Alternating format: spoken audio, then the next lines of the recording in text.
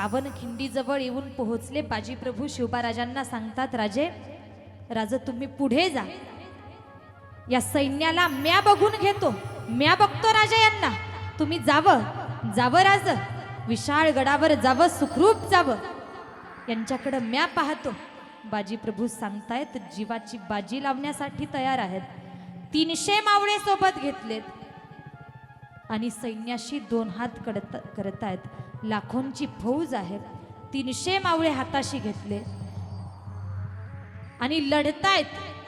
निश्चय पक्का केला, जणू काही शपथ घेतली, जोपर्यंत या देहात जीव आहे, प्राणात प्राण आहे, जीवात जीव आहे, तोपर्यंत शर्थीनं लढणार. शर्थीनं खिंड लढवली, कुठपर्यंत टिकणार यांचं बळ त्या फौजे पुढे. अगदी शिवबाराजे धावतायत, पुढे चालतायत, मनाला पटत नाही, पण